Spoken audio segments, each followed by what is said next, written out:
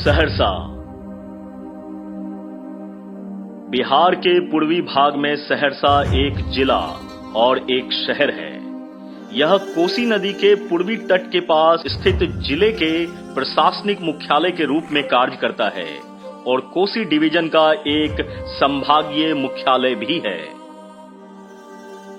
सहरसा नाम की उत्पत्ति संस्कृत शब्द सहर्ष से हुई है, जिसका अर्थ है खुशी से भरा हुआ।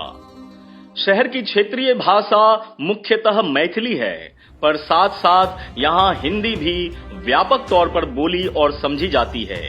सहरसा की उत्पत्ति या यूं कहें कि जिले के रूप में इसका उद्भव 1 अप्रैल 1954 को हुआ, जब यह भागलपुर जिले से अलग होकर एक नया जिला बना और बाद में 20 अप्रैल 1981 और 1991 को सहरसा जिले से 2 नया जिला मधेपुरा और सुपौल का गठन हुआ, जिस कारण यह जिला अब बहुत छोटा हो गया है।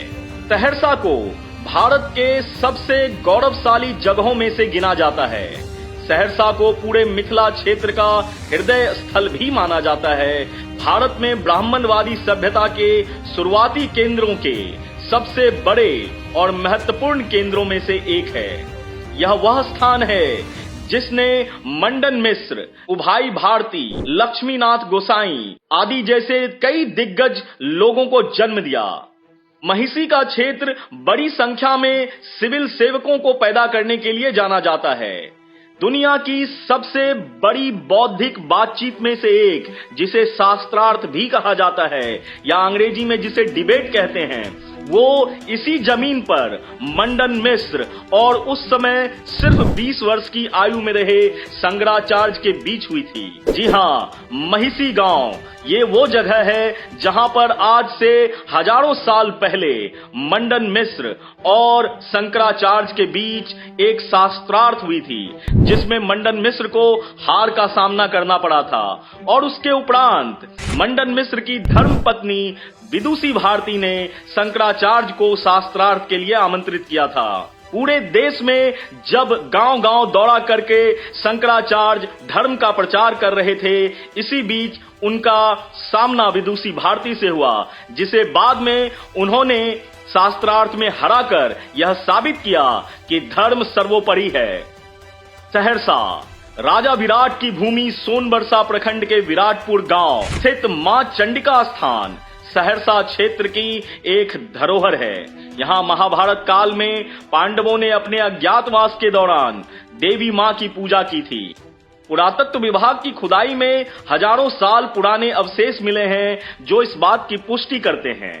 कहा जाता है कि यह मंदिर हजारों साल से भी अखंड पुराना है और यहाँ मां चंडी स्वयं प्रकट हुई थी।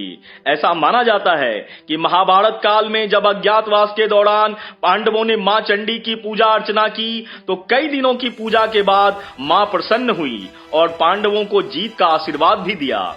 यह पूरे भारत में प्रसिद्ध सिद्ध पीठों में से एक है और जो आज भी जीवंत अवस्था में है। सहरसा और इसके आसपास के क्षेत्र समतल जलोढ़ मैदान पर स्थित हैं, जो कोसी नदी के बेसिन का एक हिस्सा है। यह शहर कोसी जलोढ़ मेगाफेन में स्थित है, जो दुनिया के सबसे बड़े जलोढ़ फैन में से एक है। इसलिए यह पूरी भूमि बेहद उपजाऊ है। सहरसा की मिट्टी भारत में सर्वोत्तम गुणवत्ता वाले मकई और मखाना का एक प्रमुख उत्पादक भी है। सहरसा से मक्का और मखाना अमेरिका, ऑस्ट्रेलिया, फ्रांस, जापान और इंग्लैंड तक निर्यात किया जाता है। इस कारण इस जिले से हर साल 2 लाख टन मक्का विभिन्न देशों में निर्यात किया जाता है और इसी तरह मखाना भी निर्यात किया जाता है। यह क्षेत्र बड़े पैमाने पर सागवान, एप्पल बेर या टी टेक्टोना ग्रैंडिस को भी उगाता है और कई जगहों पर यह देखने को मिल जाता है। गंगा की सबसे बड़ी सहायक नदी में से एक कोसी के कारण इस क्षेत्र में लगातार बाढ़ की समस्या बनी रहती है, जिस कारण पूरे इस क्षेत्र की कनेक्टिविटी बाहरी क्षेत्रों से कट जाती है और ये एक बहुत बड़ी वजह है जिसके कारण इस क्षेत्र को आर्थिक नुकसान झेलना पड़ता है। सहरसा बिहार के अन्य हिस्सों से अच्छी तरह से जुड़ा हुआ है। भारत सरकार ने इस शहर को राज्य के हाईवे के हब के रूप में चयन किया है। हाल ही में केंद्र सरकार ने 4 राष्ट्रीय राजमार्ग, जिसमें एक 6 लेन एक्सप्रेसवे भी शामिल है, उसको भी मंजूरी दी है। सहरसा पूर्णिया 4 लेन मार्ग NH 107, सहरसा सुपौल 4 लेन मार्ग NH 327E, सहरसा मधुबनी 4 लेन राजमार्ग NH 527E, गोरखपुर सिलीगुड़ी 6 लेन एक्सप्रेसवे। इसके अलावा जो प्रमुख बात है, NH 527E में भारत का सबसे लंबा नदी पुल बन रहा है, जिसकी लंबाई 10 किलोमीटर है। यह राजमार्ग दरभंगा, समस्तीपुर, हजारीबाग जैसे कई शहरों को जोड़ता है।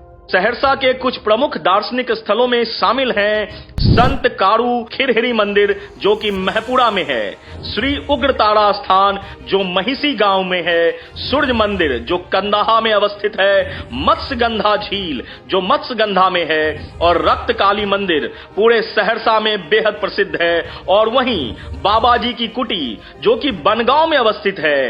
ये सभी सहरसा जिले के प्रमुख मंदिरों में से एक है। कोसी नदी तट पर स्थित संत बाबा कारू खिरहरी का एक मंदिर है, जिसे शिव भक्ति के गुणों से गाय के लिए समर्पण के कारण देवत्व को प्राप्त हुआ है। नेपाल सहित कई क्षेत्रों से लोग खिरहरी बाबा को दूध की पेशकश करने यहाँ पहुँचते हैं। यह स्थान कोसी नदी के मुहाने पर स्थित है और हाल ही में बिहार सरकार ने करू खिरहारी मंदिर को एक प्रमुख पर्यटन स्थल के रूप में विकसित करने की घोषणा की है। वहीं सूर्य मंदिर कंदाहा, जो कि बेहद प्रमुख धार्मिक स्थल है और जिसे भारतीय पुरातत्व सर्वेक्षण के द्वारा महाराष्ट्र के औरंगाबाद जिले के तरह विधिवत मान्यता दी गई है। यह कंदाहा में 7 घोड़ों के रथ पर सवार सूर्य भगवान की भव्य मूर्ति की एक ग्रेनाइट स्लैब पर उकेरी गई प्रतिमा है। गर्भगृह के द्वार पर शिलालेख अंकित हैं, जिन्हें इतिहासकारों ने समझा है और जिससे यह पुष्टि होती है कि यह सूर्य मंदिर कर्नाट राजवंश के राजा नरसिम्हादेव के काल में बनाया गया था, जिन्होंने 14वीं शताब्दी में मिथिला पर शासन किया। ऐसा कहा जाता है कि काला पहाड़ नाम के एक क्रूर मुगल सम्राट ने मंदिर को क्षतिग्रस्त कर दिया था, जिसे प्रसिद्ध संत कवि लक्ष्मीनाथ गोसाई ने पुनर्निर्मित कराया। मत्स्यगंधा झील, जो कि मत्स्यगंधा में अवस्थित है, सहरसा जिले के 70 कटैया ब्लॉक में एक कृत्रिम झील है। यह लगभग 1.5 किलोमीटर लंबा और 200 मीटर चौड़ा है। इसकी परिकल्पना 1996 में तत्कालीन सहरसा कलेक्टर तेज नारायण लाल दास ने एक बंजर भूमि से की, जहां शवों का अंतिम संस्कार किया जाता था। झील का नाम राजा शांतनु की पत्नी मत्स्यगंधा के अर्ध पौराणिक चरित्र से लिया गया। वह ऋषि व्यास की मां भी हैं। झील में शुल्क के आधार पर नौकायान और स्पीड बोटिंग की सुविधा है। हालांकि जल स्तर कम होने के कारण नौकायान की सुविधा रुक रुक कर चलती है। पर्यटन स्थल के लिए हरे भरे पेड़ों और पार्क बेंचों से सुसज्जित 8 फीट चौड़ा वेपर ब्लॉक विकसित करके झील के सौंदर्यीकरण की योजना बनाई जा रही है। इसी के पास एक मंदिर है, जिसे मत्स्यगंधा मंदिर या रक्त काली मंदिर भी कहा जाता है, जिसमें देवी देवताओं की मूर्तियों के साथ एक छोटा मंदिर तालाब है। मंदिर को आमतौर पर रक्त काली अभयारण्य और 64 योगिनी अभयारण्य भी कहा जाता है। बाबा जी की कुटी, बनगांव, सहरसा, ये जिले की एक स्थानीय विरासत है। यह दिवंगत संत लक्ष्मीनाथ का एक आश्रम है। उनका जन्म 1793 में पर शर्मा गांव में हुआ था। उन्हें गुप्त नैसर्गिक शक्तियां प्राप्त थी, जिनका उपयोग उन्होंने सामाजिक सेवाओं और ईश्वर भक्ति में किया। उन्हें संत परशुराम का अवतार भी माना जाता था। बनगांव के मंदिर में संत लक्ष्मीनाथ की मूर्ति, उनकी छड़ी, उनका बिस्तर इत्यादि अभी भी मौजूद है, जिसकी दर्शन के लिए कई लोग दूर दूर से वहां उपस्थित होते हैं। तो ऐसे ही कई अन्य जिलों की बातों को लेकर एक बार फिर से आपके साथ उपस्थित होगा मैं बिहार हूं।